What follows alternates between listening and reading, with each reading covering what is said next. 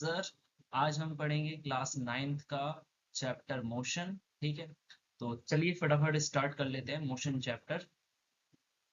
Motion chapter में इस chapter में हम स्टार्ट करने वाले हैं। जो टॉपिक कवर करेंगे वो है मोशन। सबसे पहले हम मोशन के बारे में समझेंगे, मोशन क्या होता है। देन फिर उसके बाद स्केलर और वेक्टर क्वांटिटी समझेंगे कि क्या होता है। देन उसके बाद हम समझेंगे कि डिस्टेंस और डिस्प्लेसमेंट में क्या फ़र्क होता है। देन उसके बाद स्पीड और वेलोसिटी को समझेंगे। देन एक्सीलरेशन पढ़ने वाले हैं हम। एंड द लास्ट टॉपिक इस चैप्टर का यूनिफॉर्म और नॉन यूनिफॉर्म मोशन के बारे में समझेंगे और इसके बीच का डिफरेंस समझेंगे। चलिए, तो स्टार्ट करते हैं मोशन से दोस्तों। तो मोशन क्या होता है? मोशन होता है any object is said to be in motion if its position change continuously with time.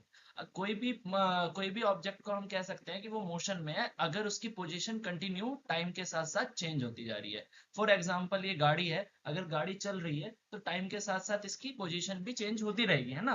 पहले यहाँ थी, अब चलते चलते यहाँ आ जाएगी। ठीक है, इसी तरीके से ये बॉय भाग रहा है, रनिंग कर रहा है, इस तरीके से क्या है, ये अपनी पोजीशन चेंज कर रहा है टाइम के साथ साथ। और ये जो बर्ड है ये उड़ रहा है ना, तो ये फ्लाइंग कर रहा है कंटिन्यूसली, तो ये टाइम के साथ साथ अपनी पोजीशन चेंज कर रहा है। तो एग्जांपल इसके बहुत सारे देख सकते हैं हम यहाँ पे, motion of A car, running boy, rotation of earth, swimming etcetera. ये सब क्या है, मोशन के एग्जाम्पल है। इसके बाद समझते हैं रेस्ट। ठीक है, इस चैप्टर में आपको रेस्ट भी समझना है। अगर मोशन समझ लिया तो रेस्ट भी समझना बहुत जरूरी है। रेस्ट क्या होता है?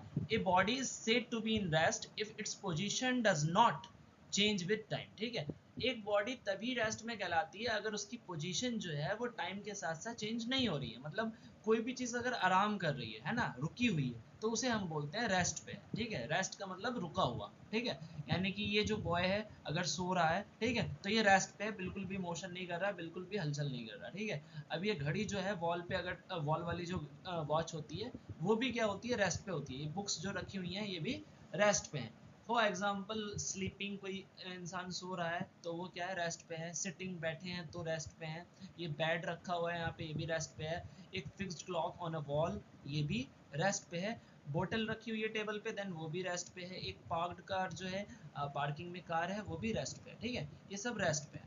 देन इसके बाद हम समझते हैं फिजिकल क्वांटिटी क्या होता है। देखो, फिजिकल क्वांटिटी क्या है?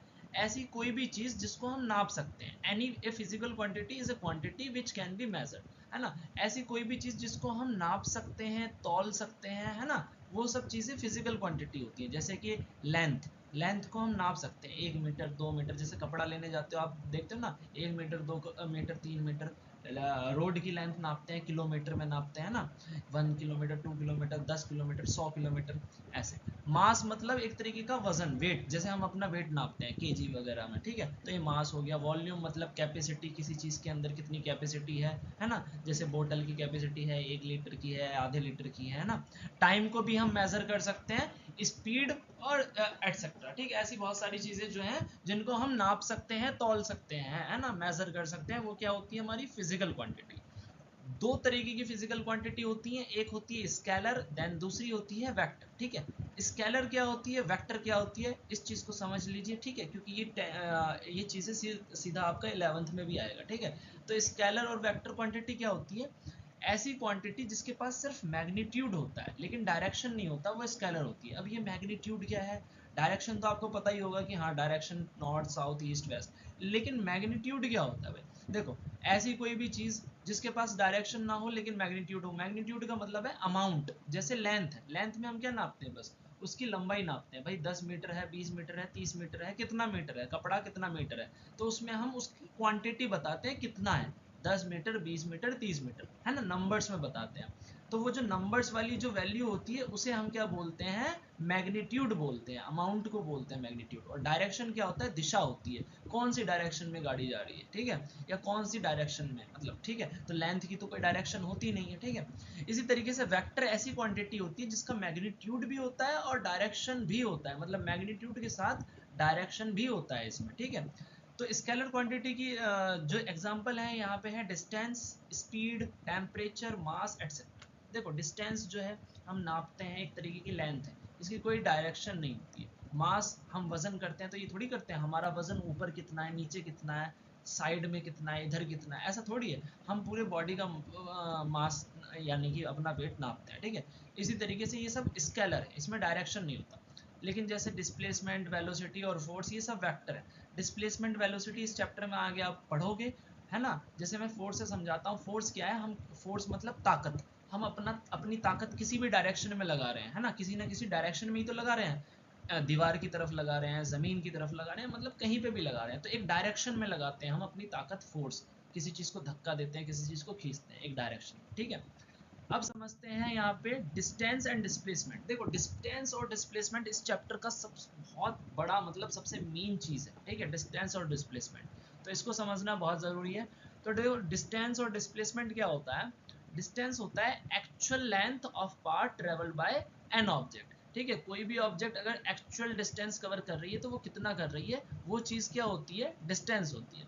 बट डिस्प्लेसमेंट क्या है, shortest distance between the two points. देखो अगर आप स्कूल से अपने घर तक जा रहे हो घूम घूम के, है ना, रास्ता बहुत घुमावदार है ना, गलियों में से निकल के, रोडों पे से निकल के, बहुत घूम फिर के फिर जाके स्कूल से घर आए, ठीक है, लेकिन स्कूल से बिल्कुल सीधा रास्ता अगर मैं ऐसे खींच दूं घर तक तो वो डिस्प्लेसमेंट है। लेकिन घूम घूम के जो आ रहे हैं पूरा मतलब टोटल जितना हम चलते हैं वो डिस्टेंस बताता है। लेकिन जो शॉर्टेस्ट पाथ है जहां से हम आ सकते हैं, जो रास्ता बन सकता है, वो क्या है, डिस्प्लेसमेंट, ठीक है।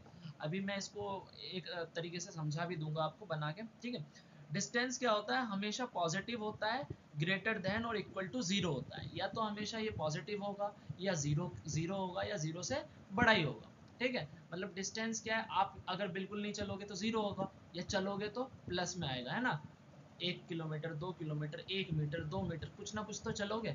लेकिन डिस्प्लेसमेंट क्या है, पॉजिटिव भी हो सकता है, नेगेटिव भी हो सकता है और जीरो भी। देखो जीरो और पॉजिटिव का हम केस समझते हैं, लेकिन नेगेटिव कैसे होगा, मान के चलो आप इस पॉइंट से ए पॉइंट से चले, ठीक है, यहाँ पे मान के चलो, यहाँ पे मैं बता देता हूँ, आप यहाँ पे किसी एक पॉइंट से चले, ठीक है, आप ए पॉइंट से चले, यहाँ पे एक पॉइंट है, यहाँ से चले आप बी पॉइंट तक, ठीक है, बी पॉइंट तक चले आप यहाँ तक, लेकिन वापस आप आ गए यहाँ से कहाँ तक, वापसी आ गए यहाँ तक, इस पॉइंट तक। तो देखो डिस्प्लेसमेंट में ऐसा होता है जितना आप चले फिर वापस आए, तो इसमें से ये माइनस करके ये देखते हैं, ठीक है, मतलब कुल मिला के ये होता है कि आप जितना चले उससे मतलब नहीं है कितना चले, आप इतना चले और वापस भी आ गए तो ये तो डिस्टेंस है, इनको नाप लो। लेकिन क्या है, आप यहाँ से यहाँ तक गए इस पॉइंट तक, फिर वापस यहीं आ गए तो ये जीरो हो जाएगा, और इस जीरो से पीछे जाओगे तो क्या हो जाएगा, माइनस में हो जाएगा, ठीक है। तो ये इस तरीके से काम करता है, ठीक।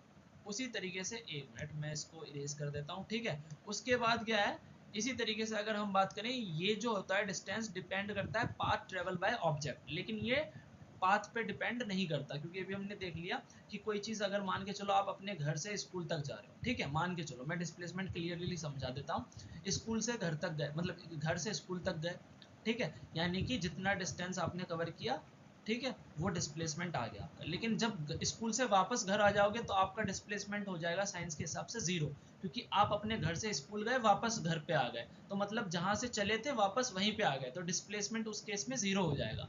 लेकिन डिस्टेंस क्या होगा, मान के चलो स्कूल से और घर के बीच में कितनी दूरी है, 1 किलोमीटर की है, तो 1 किलोमीटर गए और 1 किलोमीटर आए, तो डिस्टेंस हो जाएगा 2 किलोमीटर। तो डिस्टेंस में तो हमेशा डिस्टेंस जुड़ता है, आप टोटल कितना चले ये चीज जुड़ती है। लेकिन डिस्प्लेसमेंट में ये नहीं होता, डिस्प्लेसमेंट में होता है भाई आप कहाँ से चले थे और कहाँ पहुंच गए, तो जिस जगह से आप चले थे उस जगह से आपकी दूरी बताती है डिस्प्लेसमेंट, है ना। मतलब घर से आप स्कूल गए फिर वापस घर पे आ गए तो आपका डिस्प्लेसमेंट जीरो हो गया।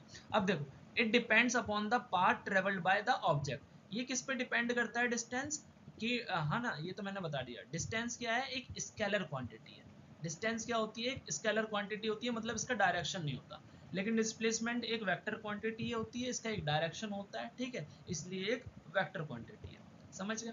अब देखो, ठीक, मिला के कुल मिला के अगर मैं बात अगर इसको क्लियरली समझाना चाहूँ तो देखो हम यहाँ पे एक डायग्राम सा बना लेते हैं, मतलब कुछ एक मैं बता देता हूँ आपको। मान के चलो ये आपका घर है, ठीक है, अब घर से आपकी ना, ठीक है, स्कूल यहाँ पे बना देते हैं, एक बड़ा सा स्कूल सा बना देते हैं, ठीक है, ठीक है, बिल्डिंग सी बना देते हैं स्कूल की। अब क्या होगा, अब जो होगा ना, हम ये देखते हैं कि स्कूल से घर तक, मतलब घर से स्कूल तक का डिस्टेंस जो है वो कितना है, ठीक है। अब देखो ये जो हम ऐसे गए, इधर से ऐसे ऐसे ये रास्ता बना हुआ है स्कूल तक जाने का, ठीक है, ये पूरा जो रास्ता आपने कवर किया है ना, ये वाला रास्ता, ठीक है, यहाँ से ऐसे ऐसे ऐसे घूम घूम के जो आए हो स्कूल तक, ये पूरा जो रास्ता है इसी को बोलते हैं डिस्टेंस। लेकिन डिस्प्लेसमेंट क्या कहता है, देखो डिस्प्लेसमेंट कैसे नापते हैं। डिस्प्लेसमेंट ये होता है बिल्कुल सीधा रास्ता, स्कूल से घर तक का बिल्कुल सीधा रास्ता, ये रास्ता, ये होता है डिस्प्लेसमेंट, ठीक है। बीच में कुछ भी आ जाए, जंगल वंगल नदी वदी, उससे मतलब नहीं है डिस्प्लेसमेंट को। डिस्प्लेसमेंट ये बताता है सीधी लाइन में आपका स्कूल और घर के बीच में शॉर्टेस्ट पाथ कितना है, शॉर्टेस्ट पाथ, सबसे कम दूरी यही होगी बिल्कुल सीधी लाइन में, ठीक है। तो ये चीज होती है डिस्टेंस और डिस्प्लेसमेंट। चलो आगे पढ़ते हैं। अब आ गया हमारा टॉपिक स्पीड। तो देखो स्पीड क्या होती है, स्पीड क्या होता है भाई, स्पीड होता है distance travel by an object per unit time, ठीक है। कोई ऑब्जेक्ट पर यूनिट टाइम मतलब एक पार्टिकुलर टाइम में कितना डिस्टेंस कवर कर रहा है, मतलब मैं बोलूंगा हर घंटे आप कितना चल रहे हो, ठीक है। तो ये चीज हो गई स्पीड, ठीक है। जो हम गाड़ी वाड़ी भी चलाते हैं तो 20 किलोमीटर की स्पीड से 50 किलोमीटर की स्पीड से, तो वो क्या होती है कि 50 किलोमीटर एक घंटे की स्पीड से चल रहा है ना, हर घंटे ये 50 किलोमीटर डिस्टेंस कवर कर लेगा। तो डिस्टेंस मतलब ये स्पीड को कैसे शो करते हैं, हम एक्सप्रेस करते हैं इसको डिस्टेंस अपॉन में टाइम करके, ठीक है। मतलब स्पीड का जो फॉर्मूला होता है वो हम निकाल सकते हैं इससे, डिस्टेंस अपॉन में टाइम, कितना चला और कितने टाइम में चला। इसकी एसआई यूनिट क्या होती है, देखो एसआई यूनिट का मतलब क्या है, किसी भी चीज को नापने के लिए एक यूनिट की जरूरत होती है। जैसे लंबाई को हम मीटर में नापते हैं, किलोमीटर में नापते हैं ना, अपना वजन करते हैं तो किलो में करते हैं, ऐसी स्पीड को किस में नापेंगे, स्पीड को नापते हैं मीटर पर सेकंड में, ठीक है। और इसकी एसआई यूनिट होती है मीटर पर सेकंड, जिसे हम मीटर को एम से दिखाते हैं और सेकंड को एस से दिखाते हैं, एम स्लैश एस, ठीक है। एवरेज स्पीड क्या होती है, एवरेज स्पीड होती है टोटल डिस्टेंस कितना चले, कोई भी चीज टोटल डिस्टेंस कितना चली और कितने टाइम में चली, ठीक है। यानी कि एवरेज स्पीड बराबर होती है टोटल डिस्टेंस ट्रेवल्ड अपॉन में टोटल टाइम टेकन, ठीक है। इसके बाद चलते हैं, बात करते हैं वेलोसिटी पे। तो वेलोसिटी क्या होती है, the speed of an object in a particular direction is called velocity. देखो वेलोसिटी का मतलब नॉर्मली क्या है, वेलोसिटी भी एक स्पीड ही है, लेकिन स्पीड क्या थी, स्केलर क्वांटिटी थी, उस पे उसके पास कोई भी डायरेक्शन नहीं है। लेकिन क्या है, वेलोसिटी क्या होती है, एक ऐसी स्पीड जिसके पास डायरेक्शन भी हो, उसे बोलते हैं वेलोसिटी, ठीक है, समझ गए। अदर वर्ड में हम कह सकते हैं कि वेलोसिटी क्या होता है, displacement per unit time. Distance, वो स्पीड क्या थी, डिस्टेंस अपॉन में टाइम, अब वेलोसिटी क्या है, डिस्प्लेसमेंट अपॉन में टाइम, ठीक है। यहाँ से क्लियर हो गया। अब देखो वेलोसिटी निकालने का फॉर्मूला क्या है, डिस्प्लेसमेंट अपॉन में टाइम, और इसकी भी ऐसा यूनिट वही है सेम, मीटर पर सेकेंड, ठीक है। और याद रखना कि वेलोसिटी क्या है, एक वेक्टर क्वांटिटी है, और स्पीड क्या थी, स्केलर थी, क्योंकि स्पीड पे कोई भी डायरेक्शन नहीं होता और वेलोसिटी के पास डायरेक्शन होता है। अब बात करते हैं एवरेज वेलोसिटी, ठीक है।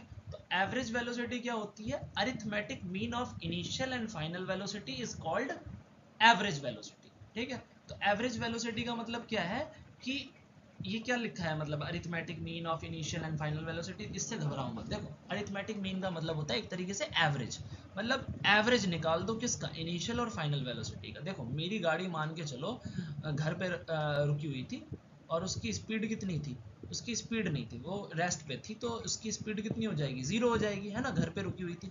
लेकिन मैंने जब उसको स्टार्ट करी और चलाते चलाते मेरी लास्ट स्पीड जहां तक मुझे नापनी है वो कितनी थी, 100 किलोमीटर पर आवर थी, कितनी थी, 100 किलोमीटर पर आवर थी, ठीक है। तो ये जो मेरी 100 किलोमीटर पर आवर है, ये मेरी क्या हो जाएगी, फाइनल वेलोसिटी, और ये जो है जीरो, जहां से मैंने गाड़ी स्टार्ट करी थी, ये इनिशियल वेलोसिटी हो जाएगी, ठीक है। तो इसी चीज को बोलते हैं, जहां से हम स्टार्ट करते हैं गाड़ी चलाना वो इनिशियल वेलोसिटी है, और जहां पे रोक देते हैं, मतलब जहां पे हम लास्ट फाइनल अपनी वेलोसिटी नापना चाहते हैं वो हमारी फाइनल होती है, ठीक है। तो इसलिए इसको लिखते हैं ऐसे, इनिशियल वेलोसिटी अपॉन में final velocity, initial velocity plus में फाइनल वेलोसिटी अपॉन में टू से डिवाइड कर देते हैं।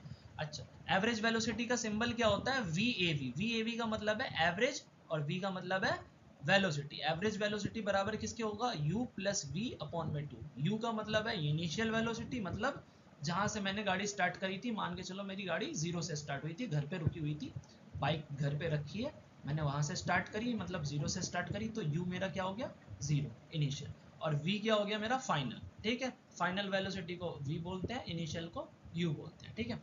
अब नेक्स्ट चलते हैं, नेक्स्ट स्लाइड पे यहाँ पे आ जाते हैं। देखो स्पीड और वेलोसिटी में क्या फर्क है? स्पीड क्या होता है? Distance covered by an object per unit time, मतलब पर यूनिट टाइम में डिस्टेंस कितना कवर कर रहे हैं ये स्पीड बताता है। लेकिन वेलोसिटी क्या बताता है? डिस्प्लेसमेंट के बारे में बताता है कि पर यूनिट टाइम डिस्प्लेसमेंट कितना कवर कर रहा है। स्पीड एक स्केलर क्वांटिटी है, वेक्टर क्या है वो, वेलोसिटी क्या है? एक वेक्टर क्वांटिटी है। स्पीड ये बताता है कि कोई भी चीज, कोई भी गाड़ी कितना फास्ट जा रही है। लेकिन वेलोसिटी क्या बताती है? कोई चीज अगर जा रही है तो कितना फास्ट जा रही है, साथ में उसका डायरेक्शन क्या है, किस तरफ जा रही है। मान के चलो पुलिस को चोर को पकड़ना है, लेकिन चोर का डायरेक्शन ही नहीं पता है, चोर किस तरफ जा रहा है, तो कैसे पता चलेगा? तो इसलिए पुलिस को ना जब भी पकड़ना होता है तो वो वेलोसिटी चेक करते हैं कि भाई वेलोसिटी क्या है, जा किस डायरेक्शन में रहा है और कितनी स्पीड से जा रहा है ना। तो डायरेक्शन भी पता करते हैं police. It may never be zero और नेगेटिव, स्पीड क्या है? कभी जीरो नहीं हो सकती और नेगेटिव नहीं हो सकती। लेकिन वेलोसिटी जीरो भी हो सकती है, नेगेटिव भी हो सकती है और पॉजिटिव भी हो सकती है। ठीक है, अच्छा। स्पीड क्या होती है? डिस्टेंस अपॉन टाइम, इसका फॉर्मूला है, और वेलोसिटी का फॉर्मूला है डिस्प्लेसमेंट अपॉन टाइम। ठीक है, अब बात कर लेते हैं एक्सेलरेशन की। देखो एक्सेलरेशन क्या है? एक्सेलरेशन का मतलब होता है, acceleration is defined as the rate of change of velocity with time. मतलब देखो क्या है ये, अभी इसमें समझ में नहीं आएगा, लेकिन मैं सिंपली बता दूं तो एक्सेलरेशन का मतलब क्या होता है कि स्पीड आपकी जो है, गाड़ी जो आप चला रहे हो, अगर गाड़ी की स्पीड आपने कम ज़्यादा कर दी, यानी कि स्पीड चेंज कर दी या गाड़ी को मोड़ दिया, उसका डायरेक्शन चेंज कर दिया, तो ये क्या है? एक्सेलरेशन होता है। ठीक है, यहाँ पे मैंने इन अदर वर्ड्स ले रखा है कि एक्सेलरेशन का मतलब होता है या तो स्पीड चेंज हो जाए या डायरेक्शन चेंज हो जाए या दोनों साथ में चेंज हो जाए तो भी एक्सेलरेशन है। ठीक है, उसी चीज को ऊपर डेफिनेशन बना के लिख रखा है कि acceleration is defined as the rate of change of velocity with time. मतलब देखो स्पीड और डायरेक्शन मिलके वेलोसिटी होते हैं, तो अगर स्पीड में चेंज आएगा या डायरेक्शन में चेंज आएगा तो किस में चेंज आएगा? वेलोसिटी में आ जाएगा। तो उसी को मैंने लिख रखा है rate of change of velocity with time, की मतलब टाइम के साथ साथ किस रेट के साथ चेंज हो रही है वेलोसिटी। इसका फॉर्मूला होता है एक्सेलरेशन बराबर चेंज इन वेलोसिटी अपॉन में टाइम टेकन। वेलोसिटी में जो चेंज हो रहा है उसमें कितना टाइम लग रहा है चेंज होने में, है ना। इसका फॉर्मूला ये होता है, अगर मान के चलो मेरी इनिशियल वेलोसिटी u थी और फाइनल v थी, और ये चेंज होने में कितना टाइम लगा? t टाइम लगा, तो मैं ये कर दूंगा, एक्सेलरेशन आ जाएगा फाइनल में से इनिशियल माइनस करो अपॉन में t। ठीक है, बहुत आसान फॉर्मूला है, ये हो गया। अब यहाँ पे एक वर्ड आता है पॉजिटिव एक्सेलरेशन। पॉजिटिव एक्सेलरेशन क्या होता है? देखो पॉजिटिव एक्सेलरेशन होता है, नॉर्मली मैं समझा देता हूँ, अगर आप गाड़ी चला रहे हो और कंटिन्यू चला रहे हो, जैसे 20 की स्पीड थी पहले, फिर 50 की हुई, फिर 70 की हुई, 60 की हुई, फिर 70 की, फिर 80 की, फिर 90, फिर 100, मतलब आपकी स्पीड स्टार्टिंग में 20 थी और 20 की स्पीड से करते करते करते करते बढ़ते बढ़ते कितना हो गया? 100 की स्पीड हो गई। यानी पॉजिटिव एक्सेलरेशन का मतलब है कि आपकी गाड़ी की स्पीड कंटिन्यू बढ़ती जा रही है, यानी वेलोसिटी इंक्रीज हो रही है, तो वो पॉजिटिव एक्सेलरेशन है। लेकिन नेगेटिव एक्सेलरेशन का मतलब है कि अगर आपकी स्पीड कम हो रही है, यानी वेलोसिटी कम हो रही है, तो उसको हम बोलते हैं नेगेटिव एक्सेलरेशन। इसी चीज को साइंस में बोला जाता है रिटार्डेशन, जो 11th में आप डिटेल में पढ़ोगे। Okay, next, uniform motion and non uniform motion. ठीक है, ये लास्ट टॉपिक है हमारा, यूनिफॉर्म और नॉन यूनिफॉर्म मोशन। ठीक है, मतलब जो थ्योरी बेस्ड इसमें इस चैप्टर में है वो यही है। ठीक है, यूनिफॉर्म और नॉन यूनिफॉर्म, इसका क्या होता है? अगर कोई गाड़ी सेम स्पीड के साथ चल रही है तो उसे बोलते हैं यूनिफॉर्म मोशन, जैसे equal distance in equal interval of time. ठीक है, मतलब अगर स्पीड सेम है किसी भी गाड़ी की तो वो क्या है? यूनिफॉर्म मोशन है। लेकिन आप कभी स्पीड तेज कर देते हो, कभी कम कर देते हो, फिर जैसे हम गाड़ी चला रहे हैं, फिर गाड़ी बहुत तेज चला रहे हैं, मान के चलो 100 की स्पीड से चला रहे हैं, लेकिन फिर ब्रेकर दिख गया, तो ब्रेकर आते ही के साथ हम क्या कर देते हैं? स्पीड को थोड़ा स्लो कर देते हैं, तो वो नॉन यूनिफॉर्म मोशन होता है कि जिसमें हम स्पीड कम और ज़्यादा करते हैं। इसी तरीके से यूनिफॉर्म मोशन क्या है? इसकी एवरेज स्पीड जो होती है ना, वो एक्चुअल स्पीड से सेम रहती है हमेशा। क्यों रहती है? क्योंकि देखो इसमें स्पीड तो बदलती नहीं है, तो एवरेज स्पीड भी वही आएगी जो एक्चुअल स्पीड होती है। लेकिन यहाँ पे एवरेज स्पीड जो है एक्चुअल स्पीड से डिफरेंट होती है। इसमें यूनिफॉर्म मोशन में एक्सेलरेशन होता ही नहीं है। क्यों नहीं होता? क्योंकि यहाँ पे वेलोसिटी बदलती नहीं है, वेलोसिटी में चेंज ही नहीं आता, ना स्पीड में चेंज आता, ना डायरेक्शन में चेंज आता, तो ये क्या है? एक्सेलरेशन क्रिएट होगा ही नहीं, नो जीरो एक्सेलरेशन। लेकिन यहाँ पे नॉन जीरो एक्सेलरेशन है, एक्सेलरेशन क्रिएट हो सकता है यहाँ पे। अब यूनिफॉर्म मोशन में यूनिफॉर्म मोशन का जो ग्राफ होता है बिल्कुल स्ट्रेट लाइन होता है, एकदम ऐसा। ठीक है, लेकिन इसका नॉन यूनिफॉर्म का जो ग्राफ होता है टेढ़ा मेढ़ा, कभी ऊपर जा रहा है, कभी नीचे, कभी स्पीड ज़्यादा हो रही है, कभी कम हो रही है। समझ गए? अब इसका एग्जांपल अगर मैं दूं तो एक रोड पे अगर कार जा रही है ना, ऑटोमेटिक कार है, हमने स्पीड सेट कर दी 50 किलोमीटर पर आवर की स्पीड से, तो वो चलती रहेगी, टेस्ला की कार है भाई, है ना, तो उसकी यूनिफॉर्म मोशन में वो चल रही है। लेकिन अगर हमारी नॉर्मल कार है या बाइक है, हम चला रहे हैं, तो भैया स्पीड कम ज़्यादा हो सकती है, क्योंकि सामने बच्चा आ गया, ब्रेकर आ गया, कोई दूसरी गाड़ी आ गई, है ना, तो वैसे भी है ना, रोडों पे तो बहुत भीड़ है, तो स्पीड कभी कम होती है कभी ज़्यादा होती है, तो ये नॉन यूनिफॉर्म मोशन है, ठीक है। अब लास्ट टॉपिक की बात करते हैं, इक्वेशन ऑफ मोशन। देखो इक्वेशन ऑफ मोशन क्या है, तीन इक्वेशन ऑफ मोशन है, ये तीनों आपको याद रखनी है। फर्स्ट इक्वेशन ऑफ मोशन जो है वो वेलोसिटी और टाइम इन दोनों के बीच का रिलेशन बताती है, v बराबर u प्लस ए टी। अब ये u v a t ये सब क्या है, यहाँ पे मैंने इंपॉर्टेंट नोटेशंस इन्हीं के बारे में लिख रखा है कि v का मतलब होता है फाइनल वेलोसिटी, u का मतलब होता है इनिशियल, इनिशियल मतलब स्टार्टिंग में, हम गाड़ी जब स्टार्ट करते हैं तो कितनी स्पीड थी उसकी, मतलब गाड़ी जहाँ से हमने चलानी शुरू करी, नॉर्मली हम जीरो से ही चलाते हैं, गाड़ी की स्पीड, गाड़ी रुकी हुई है वहीं से चलाते हैं ना, तो नॉर्मली u जीरो ही रहता है, लेकिन किसी किसी कंडीशन में आपको दे देंगे u की वैल्यू भी। a का मतलब होता है एक्सीलरेशन, एक्सीलरेशन मतलब स्पीड में चेंज होना या डायरेक्शन में चेंज होना, और t का मतलब होता है टाइम, और s का मतलब होता है डिस्प्लेसमेंट। हाँ देखो साइंस में डिस्प्लेसमेंट को d से नहीं s से शो करते हैं, ठीक है, तो कंफ्यूज मत होना, s का मतलब स्पीड नहीं होता, डिस्प्लेसमेंट होता है। अब देखो ये पहला रिलेशन है, दूसरा रिलेशन जो दे रखा है वो डिस्प्लेसमेंट टाइम रिलेशन दे रखा है, वो होता है s equals to u t plus a t square upon में टू, ठीक है, इसे हाफ ए टी स्क्वायर भी दे रखा है कई बुक में, ठीक है, तो उससे कोई प्रॉब्लम नहीं है। इक्वेशन फॉर डिस्प्लेसमेंट वेलोसिटी, देखो ये डिस्प्लेसमेंट टाइम रिलेशन था, ये डिस्प्लेसमेंट वेलोसिटी रिलेशन है। ये क्या होता है, v square equals to u square plus two a s, ठीक है। तो यहाँ पे दोस्तों चैप्टर खत्म हो गया, 20-22 मिनट में चैप्टर हमारा क्लियर हो गया, ठीक है। तो फटाफट वीडियो को लाइक करो, शेयर करो, अगर पसंद आई हो तो दोस्तों में फैला दो वीडियो को, ठीक है, और ज़्यादा से ज़्यादा हमारी वीडियो को देखो, और फटाफट चैनल को सब्सक्राइब कर दो, ठीक है, अगर सब्सक्राइब नहीं कर रखा तो चैनल का बेल आइकन दबाओ, चैनल को सब्सक्राइब कर दो, देन ओके बाय।